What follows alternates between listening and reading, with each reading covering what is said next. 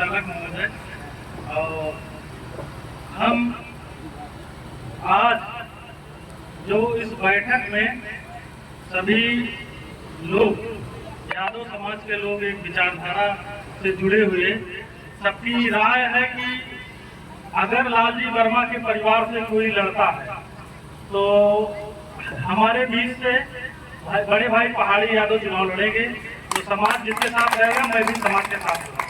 और एक बहुत छोटी बात मैं बताना चाहता हूँ, माननीय लालजी वर्मा जैसे समाजवादी पार्टी में आए तब से मैं उनके साथ लगातार लगा।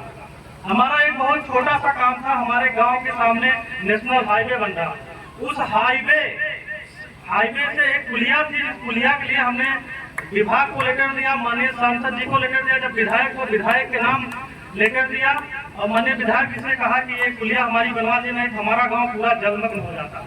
और हमारे ग्राम सभा से हमारे एक बूथ 136-37 थे, हमारा गांव 500-700 लोग का आबादी, इसमें हरिजन बस्ती के लोग उनका भी डूब जाता है, घर वर और खेत और जलमग्न हो जाता है। हमने कहा सांसद जी अगर आप एक पुलिया के लिए माननीय डीएम साहब को लेकर लिखिए, सदन में उठा दीजिए तो पुलिया बन जाएगी। लेकिन सांसद जी ने एक बार भी नहीं सुना, और वोट का परसेंटेज हमारे यहाँ एससी समाज ने 40% वोट देकर उनको सांसद बनाया।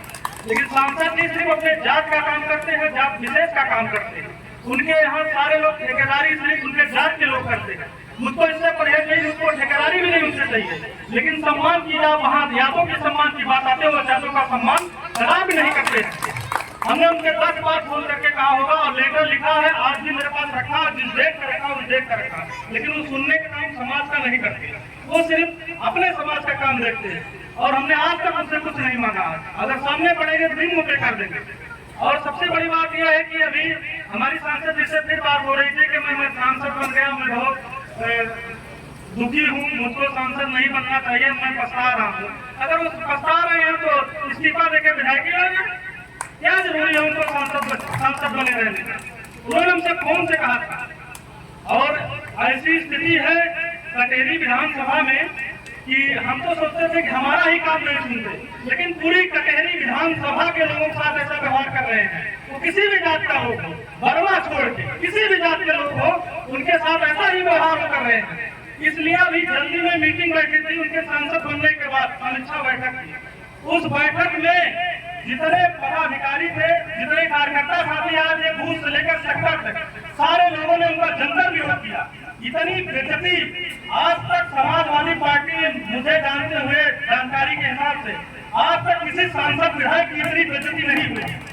और उन्होंने ये लोकसभा लड़ने से पहले भी कहा था कि अगर मैं सांसद बन गया मुझको दूसरा चुनाव नहीं लड़ना है, आप ही लोगों को चुनाव लड़ना है।